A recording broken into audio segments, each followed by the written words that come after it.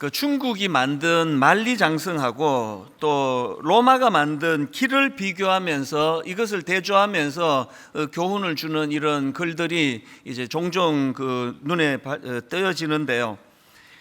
이 진시황이 만리장성을 쌓은 이유는 이제 그 외적을 물리치기 위한 것이었는데, 결과적으로는 이것이 그 외부와의 단절로 연결되는 부작용을 가져왔고, 또 그런가 하면은 여기에 반해서 로마가 만든 길, 도로는 모든 길은 로마로 통한다, 이런 말이 나올 정도로 주변과의 교류와 소통이 그렇게 긍정적으로 이루어지는 도구가 되었다, 그렇게 비교하면서 설명들을 많이 합니다.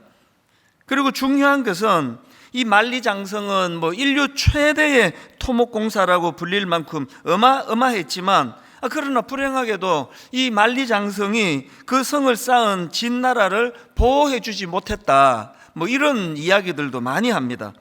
여기에 반해서 로마는 길을 만들어서 그 팍스 로마나를 무려 300년 이상 지탱할 수 있었는데, 그 비결 중 하나가 로마 가도라는 길을 만들었기 때문이다, 이런 평가들을 합니다. 그래서 나온 말이 성을 쌓는 자는 반드시 망하고 길을 닦고 끊임없이 이동하는 자는 반드시 흥한다. 이게 이 소통과 개방이 얼마나 중요한가를 강조할 때 그렇게 인용되는 그런 명언들인데요. 제가 오늘 본문 말씀을 묵상하다가 이런 이야기들이 떠올랐던 것은, 이 하나님은 성을 쌓는 분이 아니라 길을 만드시는 분이기 때문입니다. 오늘 본문에서도 마찬가지입니다. 그 당시 이스라엘 백성들은 애굽의 압제로 무려 430년이라는 긴 세월을 고립 속에서 그 고통당해 왔는데, 하나님께서는 이런 긴 고립에 빠져있던 이스라엘 백성들을 이끌고 새로운 길을 열어주십니다. 그게 오늘 본문 출애굽기 13장 18절에 나오는 내용인데요. 그러므로 하나님이 홍해의 광야길로 돌려 백성을 인도하시매 이스라엘 자손이 애굽 땅에서 대열을 지어 나올 때에 그 막혀있던 홍해를 갈라 길을 만들어 주신 그 하나님께서 이제 이스라엘 백성들에게 가나안이라고 하는 새로운 꿈과 목표를 가지고 그 길을 향해 나아가도록 인도해 주셨다. 그래서 우리가 지난주에 살펴보았던 이사야 43장 19절, 보라 내가 새 일을 행하리니 이제 나타낼 것이라 너희가 그것을 알지 못하겠느냐, 반드시 내가 광야의 길을 사막에 강을 내리니. 그래서 저는 그 하나님을 떠올릴 때 그 영어 단어로 그 패스파인드라고 하는 단어가 있습니다. 이 패스파인드는 우리말로 길을 인도해 주는 길잡이 혹은 어떤 분야의 개척자, 이런 좀 도전 정신과 연관되는 단어입니다. 그래서 제가 이 단어가 참 저에게 영향을 미치기를 원합니다. 하나님, 저의 인생도 정말 길을 인도해 주는 길잡이, 또 어떤 분야에서건 그 개척하는, 그 도전하는 개척자로서 그런 패스파인드의 삶을 살기를 원합니다. 그러는데요, 이 패스파인드의 원조는 우리 하나님이세요. 하나님은 항상 우리로 하여금 도전하게 하시고 막혀있는 곳을 뚫어 그렇게 목표를 향해 나가기를 원하시는데요, 이제 오늘 본문에서의 이 하나님의 모습도 바로 그런 도전하시고 길을 만들어 여시고 그런 개척자로서 나아가도록 인도해 주시는 그런 모습을 보여주고 계십니다. 이런 면에서 오늘 본문이 저에게 굉장히 그 많은 메시지를 던져줬는데요, 이제 오늘 본문은 역사적으로 보면은 이제 홍해를 건너기 직전입니다. 그래서 이제 본격적으로 광야 생활을 하기 직전에서 오늘 본문의 그 내용이 나오는데요, 저는 오늘 본문을 보면은 이제 이스라엘 백성들이 이제 홍해를 건너 본격적으로 광야 생활을 할 때, 그때 하나님께서 어떻게 이 이스라엘 백성들을 도우시는가, 그래서 이 광야길에 나선 이스라엘 백성들에게 나타나는 그 두 가지 특징을 오늘 본문에서 저는 상징적으로 발견을 합니다. 광야길에 나선 이스라엘 백성들에게 나타나는 두 가지 중에 첫 번째 특징이 뭐냐 하니까, 그 광야길에 이스라엘 백성들에게 하나님은 구름 기둥 그리고 또 불 기둥이라는 이 인도하심의 도구를 보여주고 계시다는 겁니다. 본문 13장 21절입니다. 여호와께서 그들 앞에서 가시며 낮에는 구름 기둥으로 그들의 길을 인도하시고 밤에는 불 기둥을 그들에게 비추사 낮이나 밤이나 진행하게 하시니. 이제 애굽을 탈출한 이후로 본격적으로 광야 생활을 할 때 하나님께서는 바로 이 두 도구를 상징적으로 사용하셔서 어떤 상황에서도 내가 너희들을 보호해 주시겠다. 그래서 여러분, 이 이스라엘 백성들의 긴 출애굽의 여정의 핵심을 딱 한마디로 말하라 그런다면 이스라엘 백성들에게 이 출애굽하는 광야 생활의 가장 강력한 특징은요, 하나님의 인도하심입니다. 하나님의 인도하심. 이게 구름 기둥 또 불 기둥으로 그렇게 나타나고 있습니다. 그래서 그 다윗이 쓴 수많은 시들 중에서 시편 23편은 상징적으로 굉장히 중요한 의미를 가지고 있는데 그 왜 그러냐? 자, 시편 23편 1절 2절입니다. 여호와는 나의 목자시니 내게 부족함이 없으리로다. 그가 나를 푸른 풀밭에 누이시며 쉴 만한 물가로 어떻게 하십니까? 인도하시는 도다예요. 신앙생활은 하나님의 인도하심을 받는 거거든요. 나는 모태신앙인데 하나님의 인도하심이 뭔지 난 한 번도 못 겪어봤다. 절대로 그것이 정상적인 게 아닙니다. 우리는 하나님의 인도하심을 받습니다. 그래서 이제 이 목회를 하다가 모태신앙에게 좋은 게요, 뭔가 좀 답답한 일을 만나고 막히는 어떤 일을 만나고 하면 그 옛날 어른들 생각이 이렇게 납니다. 옛날에 우리 권사님들이 335 모이셔가지고 찬양 부르고 기도하고 가실 때 그냥 그 단골 찬양 중에 하나입니다. 이 찬양이요. 나의 갈 길 다가도록 예수 인도하시니 내 주 안에 있는 긍휼 어찌 의심하리요.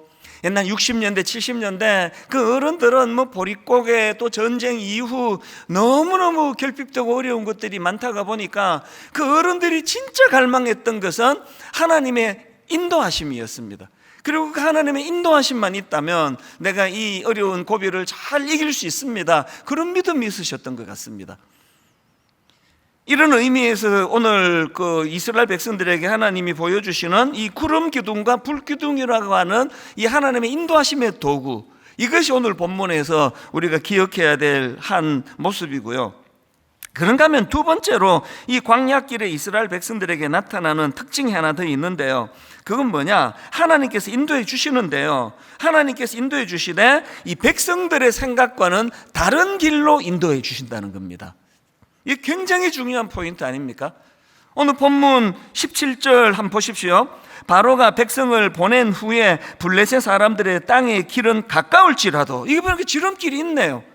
가까울지라도, 블레셋 사람들의 땅의 길은 가까울지라도 하나님이 그들을 그 길로 인도하지 아니하셨으니 이는 하나님이 말씀하시기를 이 백성이 전쟁을 하게 되면 마음을 돌이켜 애굽으로 돌아갈까 하셨습니다.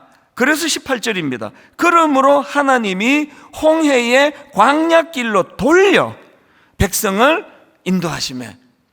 우리는 참 합리적인 걸 되게 좋아하시잖아요. 21년을 목회하면서 제가 내린 결론이 그겁니다. 사람들은 합리적이지 않은 걸 못 견뎌 하세요. 그리고 또 본인 생각할 때 그거는 합리적이네, 상식적이네, 그러면 굉장히 또 그걸 지지해 주세요.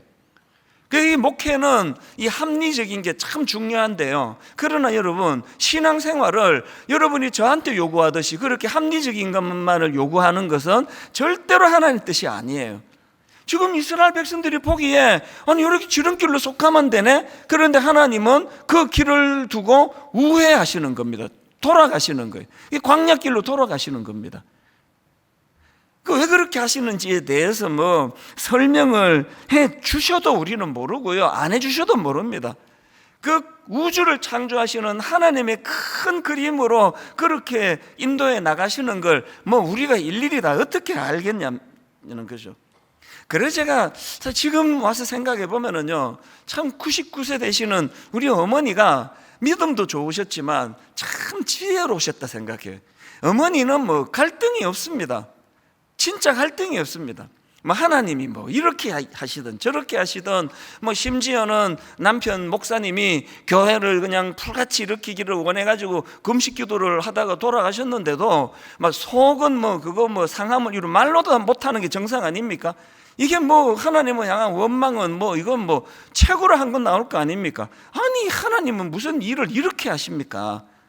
아니 담임 목사가 교회 부흥을 위하여 40일 금식 기도를 하면은 그 기도하고 나서 교회가 불같이 일어나야 되는데, 아니 어떻게 그 남편을 그렇게 데려가시면은 어떡합니까? 분명히 그런 생각을 하셔야 되는데, 어머니는요 정말 잘하신 게 하나님 하신 일에 대한 승복이에요. 뭐 거기에 대해서 뭐 모르겠습니다. 뭐 내적으로 갈등은 많으셨는지 모르지만 전혀 그것이 드러나지를 않은 거거든요. 그래서 이제 사춘기가 되면은 이제 어머니한테 좀 마음이 상하고 그러면 저는 알거든요. 우리 엄마 괴롭히는 건 하나님 괴롭히는 거예요. 그걸 너무 잘 알아요. 그래서 이제 엄마한테 좀 심통이 나면 꼭 제가 하나님께 시비를 걸어요. 엄마가 믿는 하나님이 보세요, 이렇게 일하시는 게 옳으시냐고 막 그렇게 이제 막 시비를 걸면요, 어머니는 또 제가 막내다 보니까 이제 연세가 좀 있으시잖아요. 말문이 막힐 때가 많으세요. 이제 어지간한 건 다 설명을 해 주시거든요.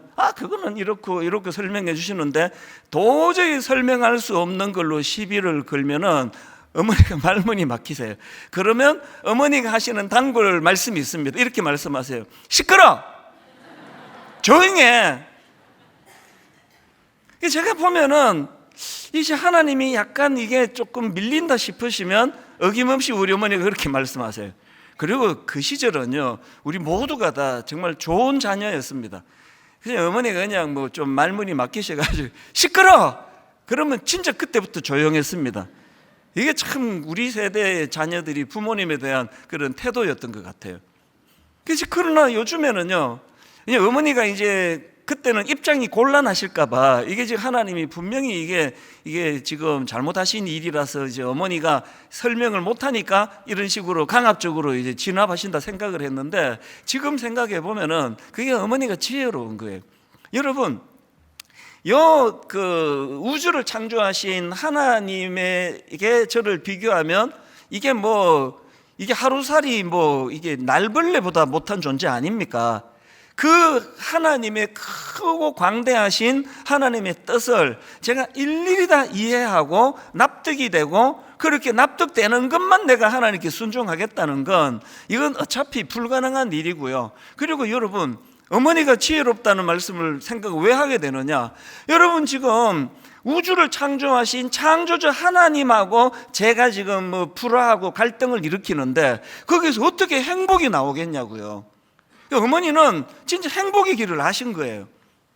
저는 제가 분당 우리교회 담임 목사이라서 제가 주님 안에서 행복하기를 원하고요. 또 저만 행복하기 좀 미안하니까 저는 여러분 모두가 다 주님 안에서 행복하기를 원합니다. 주님과 행복하기를 원한다고 이렇게 복을 빌어주시는데 진짜 그런 표정으로 보고 계실 겁니까? 여러분 진짜 주님 안에서 행복하시기를 바랍니다. 그러시려면은요, 제일 먼저 하나님과 소통해야 돼요. 그 하나님과 소통하지 않고는, 화해하지 않고는, 그 하나님과 일맥상통하지 않고는 지금 나는 이 길로 가는 게 옳다 생각하고 하나님은 저 길로 가신다고 한다면 이 충돌을 우리가 좁히지 않고 행복할 수가 없잖아요. 영혼과 영혼을 이으시는 그 하나님의 그 관점과 그 세계와 역사 가운데 우리는요, 지금 수명이 길어졌다고 100년이 어쩌고 저쩌고 하지만요, 하나님의 영혼과 영혼을 이으시는 역사 앞에 우리가 하나님의 시간으로 이게 한 2, 3초 되는 걸까요? 그냥 그 영원하신 하나님의 그 시간에 그냥 1961년에 제가 쑥 들어온 거예요, 역사에. 그리고 좀 살다 근데 또 쑥 꺼져버리는 거거든요. 제가 왜 은퇴식 안 하겠다고 결심했는지 전에 말씀드렸잖아요. 영혼과 영혼을 이으시는 하나님 나라에서 제가 21년째 담임 목사하는 이거는 그냥 쑥 들어왔다가 어느 날 쑥 없어지는 거거든요. 여기에 무슨 의미를 부여하는 게 이게 의미가 되겠냐고요. 다 참 좀 우습다는 생각이 드는 거예요. 아무것도 아닌데. 그래서 저는 은퇴식도 안 할 뿐더러 그냥 어느 날 썩 없어지면 그렇게 하세요. 저 사람 은퇴했구나. 그게 무슨 의미냐는 거죠. 어쨌든 그 영원하신 하나님 앞에 우리는 자꾸 그분과 화해하고 그분의 생각에 내 생각을 맞추어 드리고 그분이 하시는 일이 나는 이해가 잘 안 된다 하더라도, 그래서 우리는 저 어머니의 이 한마디가 여러분 귓가에도 맴돌면 좋겠습니다. 자꾸 하나님 하시는 일이 동의가 안 되고 자꾸 불평이 나오고 승복이 안 되면 우리 어머니 음성이 이렇습니다. 비슷하게 할 테니까 머리에 담으세요. 시끄러! 이렇게 혐오스럽지 않은데 어머니의 이 소리가 여러분에게 들리면 좋겠어요. 시끄러! 뭔 말이 그렇게 많니? 하나님이 뭐 하실만 하니까 하신 거지. 좀 조용해. 그리고 그 다음 말이 이게 좀 불미스럽습니다. 들어가 공부해. 다 좋았는데 그래서 공부하기 싫어서 늘 하나님의 뜻에 승복하면서 그렇게 살았습니다. 그런가 하면은 또 하나가 있는데요, 우리가 그냥 마음으로 승복할 뿐 아니라 정말 하나님을 의지하는 태도를 가져야 됩니다. 불기둥 구름기둥 거부하실 이유가 없잖아요. 그래서 제가 오늘 이거를 설명하기 위해서 히브리어로 그 두 단어를 가지고 제가 좀 설명을 드리려고 하는데요, 히브리어로 구약에서 이제 그 배라는 단어가 있고요, 또 상자라는 단어가 있습니다. 이 배, 이게 히브리어로 오니아라는 단어고요, 그 다음에 상자라는 단어는 이게 히브리어로 테바입니다. 그러니까 이 그 배와 상자의 차이는 사이즈에 있지 않습니다. 덩치가 작으면 이게 상자고 덩치가 크면 배가 아니고요, 이 배와 상자를 구분하는 히브리어의 결정적인 구분이 뭐냐 하니까 자가 동력 장치가 있느냐 없느냐가 그 기준입니다. 무슨 말인가 하면 그 배에 키가 있으면 그것은 배고요, 아무리 덩치가 커도 키가 없으면 그건 상자예요, 히브리어로. 예를 하나 들어보겠습니다. 구약에서 이 배를 가리키는 오니아라는 그 단어가 어디에 나오는가 하면 요나스 1장 3절입니다. 그러나 요나가 여호와의 얼굴을 피하려고 일어나 다시스로 도망하려 하여 욥바로 내려갔더니 마침 다시스로 가는 배를 만난지라. 여기 배가 나오죠. 이게 오니아예요. 여호와의 얼굴을 피하여 그들과 함께 다시스로 가려고 배삭스를 주고 배에 올랐더라. 왜 배삭스를 줬을까요? 그 배는 동력이 있단 말이에요.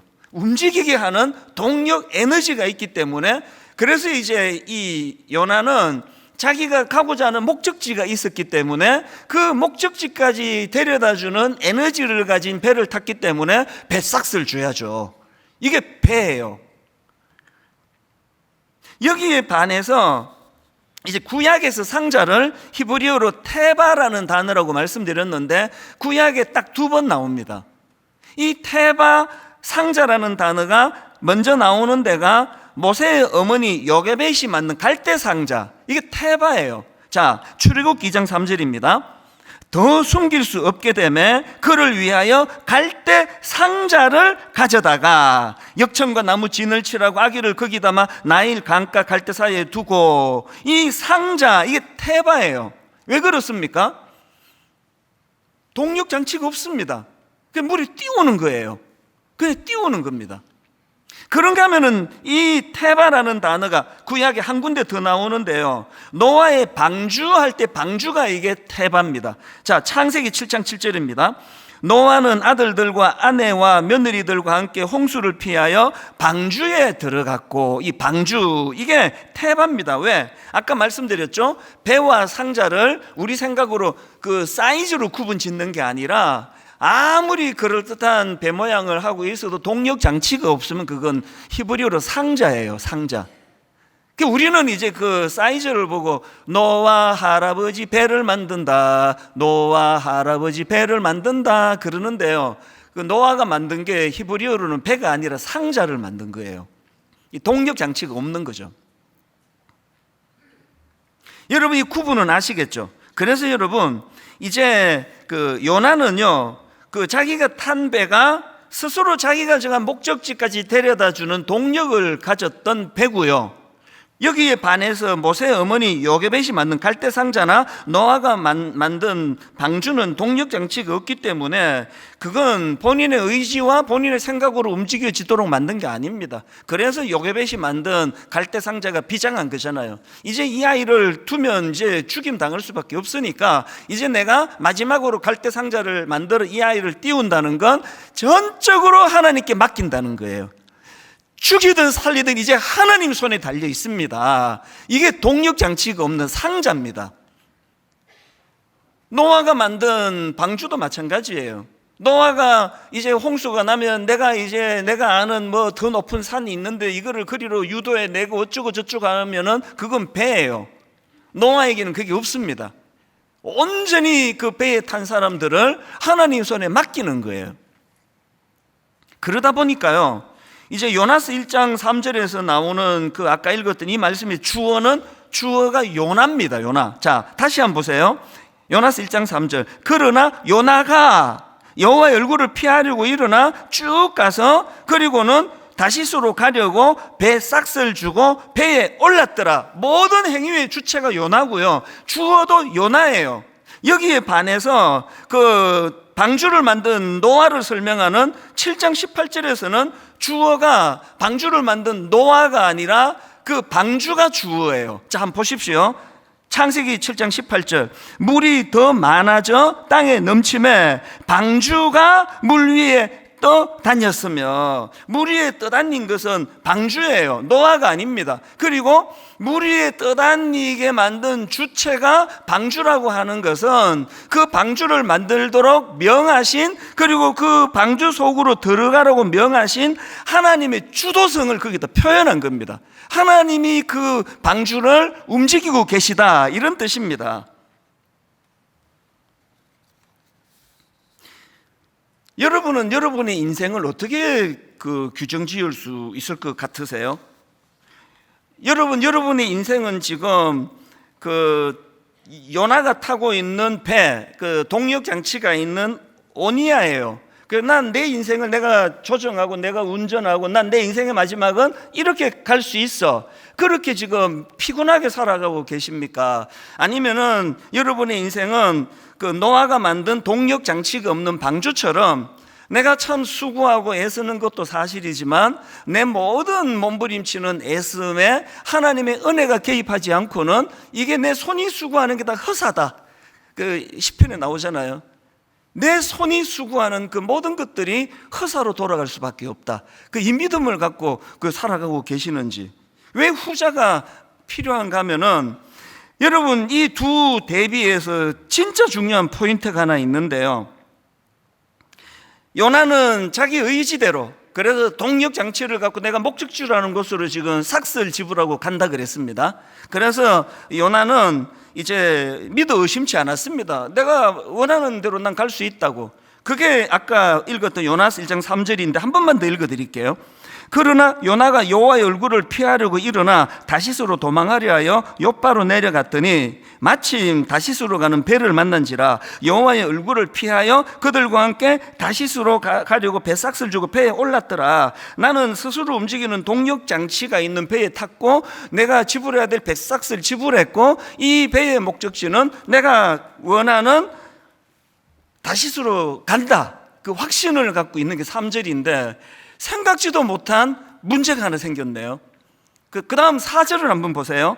이런 확신을 갖고 있던 요나에게 어떤 일이 일어나느냐. 여호와께서 큰 바람을 바다 위에 내리심에 바다 가운데 큰 폭풍이 일어나 배가 거의 깨지게 된지라. 요나가 탄 배는 동력 장치가 있어가지고 나는 내가 원하는 곳으로 나는 간다고 확신한다고 생각했고 그 일이 가능하도록 모든 에너지가 배에서 다 들어갔는데 요나가 생각하지 못한 게 뭐예요? 요나가 생각하지 못했던 건 그 배가 배를 움직여가는 그 동력을 압도해버리시는 하나님의 에너지가 나타난 거예요. 인생길이 대략 이런 거 아닙니까?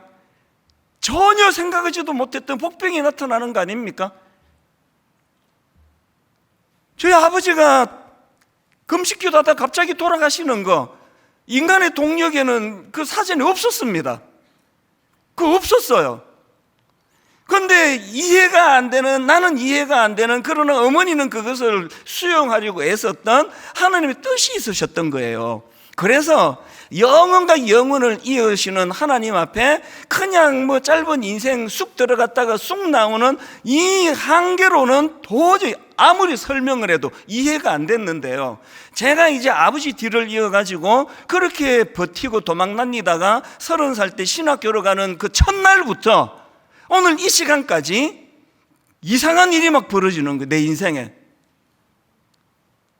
정말 이상한 일이, 지금 난 이것도 너무 이상하다 생각해요. 여러분이 나 같은 사람 설교를 이 더운데 1시간씩 듣고 있는 거 그거 이상한 거 아닙니까?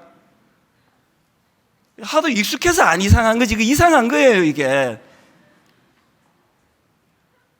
저는 아버지처럼 막 그런 영성이 있는 사람 아닙니다. 막 40일 금식기도 절대 하라 그러지 마세요. 그래서 4일도 하기 싫어요. 그럼 먹어가면서 하지, 그렇게 금식하고 계속 이렇게 설교했으면 1만 성도 파송 운동이 1년 만에 이루어졌을 거예요. 전 목사한테는 도저히 영성이 없어서 안 되겠다고. 근데 사실이에요. 그리고 어른 사회극도 해본 적이 없고 중고등부만 하다가 교회를 개척하고 제가 뭘 알았겠냐고요. 근데 너무너무 이상한 일이 벌어지는 겁니다. 진짜 이상한 일이 벌어지는 거. 왜 그렇습니까? 영혼과 영혼을 이으시는, 그래서 우리 어머니는 정말 대단하신 분이에요. 계속 저보고 목사가 되라 그러면 하신 말씀이, 네 아버지가 기도하다가 돌아가시는 영광은 누렸지만 목회에 일찍 돌아가셔서 목회에 열매를 못 거두었으니 네가 아버지 뒤를 이어라. 그 목회에 열매를 거두는 거를 저에게 맡기신 게 무슨 의미냐고요. 하나님의 영혼과 영혼을 이해하고 계시다는 거 아닙니까? 아버지가 하다가 끝쳤는데 어떤 의사분이, 어떤 교사분이 그 영성이 전수가 되느냐고요. 영적인 세계에서 그게 저에게 전수가 되니까 저는요, 제 인생이 너무 생소하고요, 저는 제 인생이 너무 의아해요. 이거 어떻게 이런 일이 있지? 어떻게 이런 일이 가능하지? 우리가 하나님 앞에서 요나가 타고 있는 배 오니아, 내 동력을 가지고 내가 어떻게 애를 쓰고 이렇게 살아가는 그 인생은요, 정말 피곤한 인생이고요, 그리고 생각지도 못한 복병들이 많이 나타납니다. 여러분이 잘못 가고 있다고 하나님 판단하시면 바로 압도적인 에너지를 가지고 여러분을 제압하세요. 그래서 깨지고 꼬꾸라지고 얻어 터지고 그렇게 하고 오신 분들이 주로 본당에 많이 오세요. 그런 분들이 너무 절실해서. 그래서 저는 오늘 이 본문 말씀을 가지고, 이제 내가 오래 교회만 다녔지 난 요나 같아, 그래서 전부 난 내 인생으로 살아가고 내 에너지로 살아가고 이런 분들이 만약에 계시다면요, 사모하면서 2가지 질문을 스스로에게 한번 던져보세요. 첫 번째 질문이 뭐냐, 나에게는 하나님의 인도하심이 있는가예요. 나에게는. 여러분에게 구름 기둥, 불 기둥이 있습니까? 하나님의 인도하심이요. 누구에게는 주셨고 누구에게는 안 주신 게 아니고요, 여러분이 조금 실력 있는 그걸 갖고 여러분이 그 상자를 만들어야 되는데, 배를 만들어 갖고 거기에 조금 동력 장치가 있다 보니까 거기에 솔솔 재미가 나니까 구름 기둥, 불 기둥이 필요가 없는 거죠. 난 자가 발전할 수 있는데, 나는 요나가 탄 배에 이제 동력 장치가 있는 배에 탔는데, 그러면서 이제 구름 기둥, 불 기둥이 절실하지가 않은 거죠. 주로 깨지고 오시는 분들은 그게 얼마나 허사라는 걸 알게 되신 분들이 주로 본당에 또 들어오시는 거거든요. 그리고요, 이렇게 하나님의 구름 기둥, 불 기둥을 인식하기 시작하는 분에게 나타나는 굉장히 좋은 증상이 하나 있는데요, 하나님께 질문이 많아져요. 여러분 하여튼 난 모태신앙인데 하나님께 나 질문 한 번도 해본 적이 없다. 그거는 요나가 만든 배를 타고 있어서 그래요. 그 대표적인 질문이 많아진 사람이 바울 아닙니까? 사도 바울이 다메섹 도상에서 고꾸라지기 전에는 무슨 질문을 합니까? 내 생각이 다 옳은데, 나 오늘 예수 믿는 놈 잡으러 갈 거야, 나 저는 쳐 죽일 거야, 내가 돌로 쳐 죽일 때 난 그 옷을 맡아주는 일을 할 거야. 질문 없습니다. 그게 다 옳은 거니까. 내가 다 하는 일이 옳은 일인데. 질문이 없었던 사도 바울인데요, 다메섹 도상에서 그가 주님 앞에 꼬꾸라지고 나서 첫 만남부터 던졌던 게 질문입니다. 몇 번 말씀드렸잖아요. 바울이 주님 만나고 던진 첫 번째 질문이 주여 니시오니까요. 주님하고 나하고 어떤 관계입니까? 자리 매기면 어떻게 해야 됩니까? 네가 핍박하는 예수다. 그 다음에 두 번째 던진 질문이 이거 아닙니까? 주여 무엇을 하오리까? 옛날에 없던 질문이에요. 내 배 내가 타고 가는데 뭔 질문이 있습니까? 상자를 타고 있으니까 주님 이거 어디로 가는 겁니까? 내가 어떻게 해야 되는 겁니까? 주여 무엇을 하오리까? 여러분, 하나님 앞에 피조물로서 질문이 많아야 돼요. 우리가 창조주가 아니잖아요. 내 에너지로 인생을 살 것 같지만 하나님 한번 바람 훅 불어버리니까 그 강한 에너지 앞에 무기력해지는 게 우리의 에너지라는 거 아닙니까? 구약에서도 다윗, 하나님 마음에 합한 자라고 그렇게 평가를 받았는데 질문 잘해서 그렇다고, 그것도 한 이유라고 저는 생각해요. 다윗이 가장 잘했던 건 질문이에요. 사무엘상 23장 2절입니다. 이에 다윗이 여호와께 묻자와 이르되, 그리고 한 절 건너가지고 4절에서 다윗이 여호와께 다시 묻자온대. 사무엘상 30장 8절 다윗이 여호와께 묻자와 이르되. 다윗은 뭐 자기가 힘쓰는 거 없습니다. 그래서 저는요, 제 목회 철학을 물 철학이라고 불리기를 원해요. 저는 물 철학이에요. 제가 용 쓰는 거 하나도 없습니다. 물 아시죠? 위에서 아래로 흐르는 거죠. 그냥 여기에 무슨 에너지가 들어갑니까? 아래에서 위로 끌어올리려니까 생쇼를 다 하는 거 아닙니까? 위에서 아래로 흐르는 거예요. 일만서도 파송 운동 10년 동안 막혀 있었잖아요. 속 터지는 줄 알았습니다. 어떡합니까? 이를 악물고 기다리는 거죠. 가평 우리 마을 10년 걸렸거든요.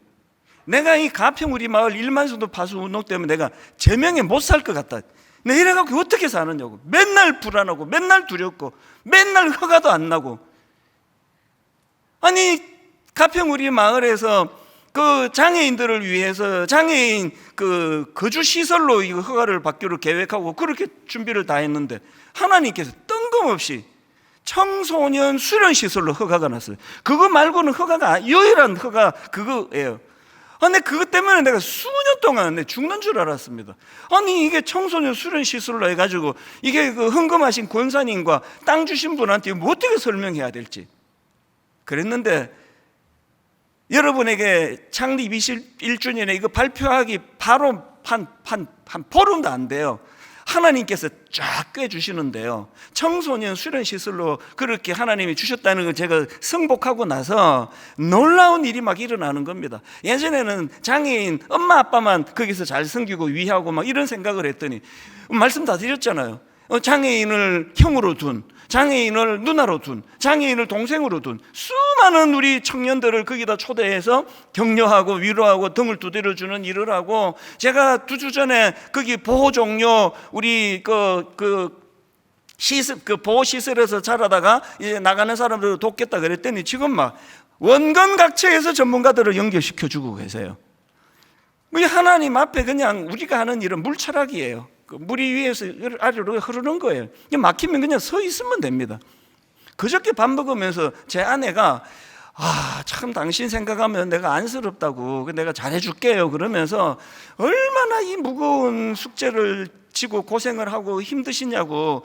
내가 생각하니까 너무 자기가 너무 안쓰럽다고, 내가 정말 잘해주겠다 그래서 잘해주겠다네. 그 쓸데없는 소리 하지 않았죠. 그래서 그래, 잘해야 된다. 그렇게 하고 잘해주는 건 좋은 거죠. 그리고는 내가 방에 들어가 생각해 봤어요. 옆에서 저렇게 나를 불쌍하게 보는데 나 왜 이렇게 안 지치지? 사실 잘 안 해줘도 되는데 나 왜 이렇게 힘이 안 들지? 여러분 보시기에도 뭐 그렇게 지쳐 보이진 않죠? 제 아내가 아까 일부 예배 드렸기 때문에 내가 자신 있게 살짝 말씀드릴게요. 저 안 지쳤어요. 잘 안 해주셔도 돼요. 지쳐도 금방금방 회복이 돼요. 왜? 제가 힘쓴 게 별로 없습니다. 물철학에 무슨 힘을 씁니까? 흘러가면 가고 막히면 서고 또 흘러가면 가고, 불기둥 구름기둥 하나님의 인도하심 속에 여러분의 몸을 한번 맡겨보세요.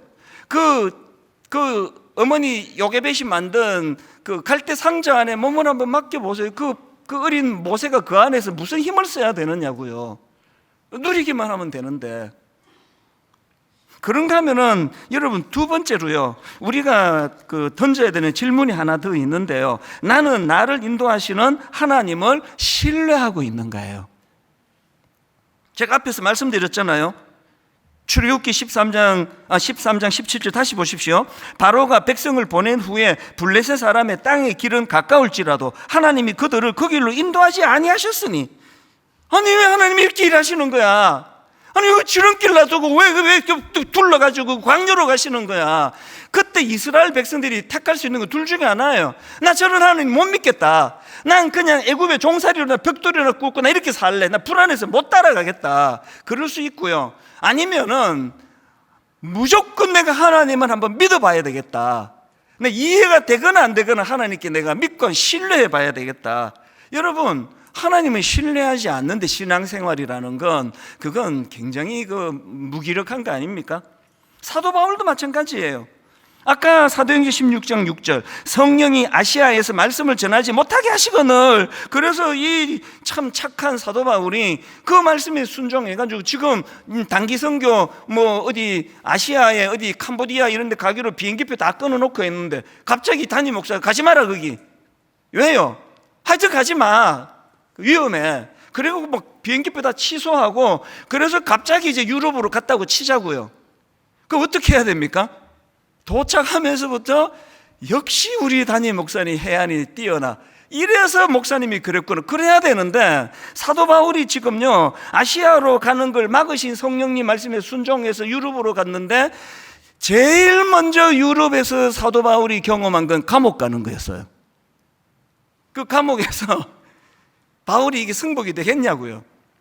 밤새도록 욕하고 원망하고, 내가 이래서 내가 하나님을 도대체 내가 신뢰할 수가 없다고. 그랬는데 놀랍게도 사도 바울은 일행과 함께 바울과 실라가 감옥에서 하나님을 찬양했습니다. 뭔 일인지는 모르겠지만 그냥 찬양한 거죠. 그리고는 여러분 아시잖아요. 그날 간수 가족이 주님을 영접하는 놀라운 역사가 일어났거든요. 우리는요, 밤새도록 아시아로 갔어야 되는데, 그때 내가 아시아로 갔으면 감옥 안 갔을 텐데, 하나님은 왜 이렇게 일하실까? 말씀 좀 해보세요. 하나님 뭐냐고요 이게. 밤새도록 아시아 꿈에도 그리는 아시아. 그래가지고 간수고 뭐고 눈에 안 들어오는 거잖아요. 우리의 하는 짓이 주로 다 이런 거라니까요. 여러분, 영안을 열고 하나님 하시는 일에 승복하고 그분을 신뢰하면 왜 이 길로 가게 하셨는지 길이 보여지는 줄로 믿습니다. 요셉도 마찬가지예요. 우리 어머니가 참 저한테 참 잘못하신 게 하나 있는데, 가정 예배 기도를 너무 길게 하셨다는 거. 그래서 그냥 아침에 6시도 되기 전에 깨워갖고는 어린애 앉혀놓고는, 우리 누나들도 다 마찬가지예요. 기도하자 그러면 막 한 15분씩 기도. 15분이 뭐예요?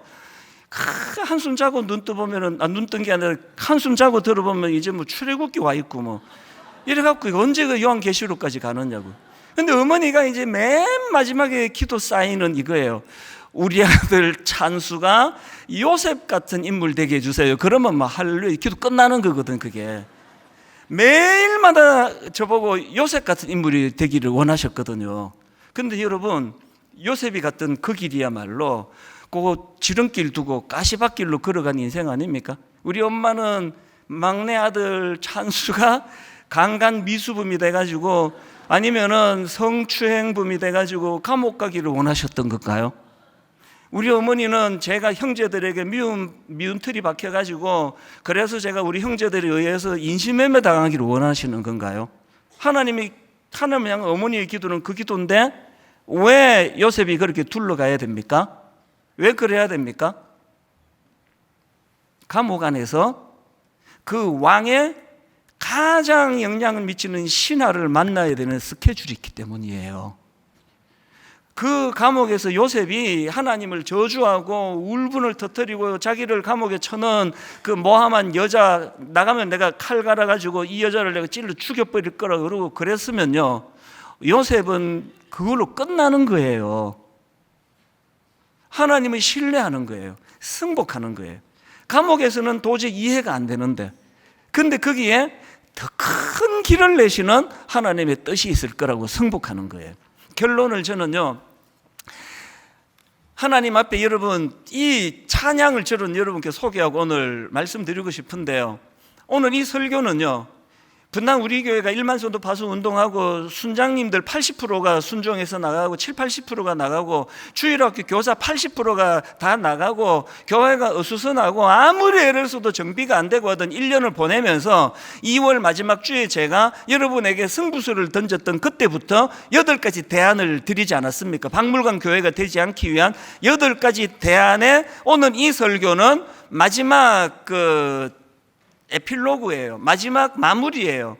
모든 것들이 다 이루어지는데 하나님을 신뢰하고 하나님 인도하심을 우리가 수용하지 않으면 우리 교회는 절대로 건강한 교회가 될 수 없습니다. 이런 설교를 준비하는데 한 열흘 전입니다.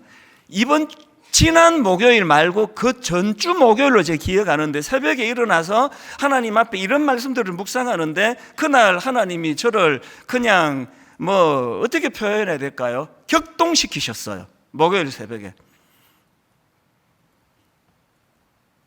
눈물이 터지고 지난 10여 년의 세월이 정리가 되고 말로 다 할 수 없는 뜨거움이 밀려오는 새벽을 경험했는데요, 그게 하나님이 이 찬양을 통해서 큰 길을 만드시는 분이라는 찬양을 통해 주 여기 운행하시네, 주 여기 역사하시네, 우리 마음 만지시는 주, 우리 마음 치료하시는 주, 큰 길을 만드시는 주, 큰 기적을 행하시는 주, 그분이 나의 하나님, 약속을 지키시는 주, 어둠 속에 빛이 되시는 주, 그분은 나의 하나님이라고. 우리 삶 변화시키네, 나 경배해, 주님 경배해.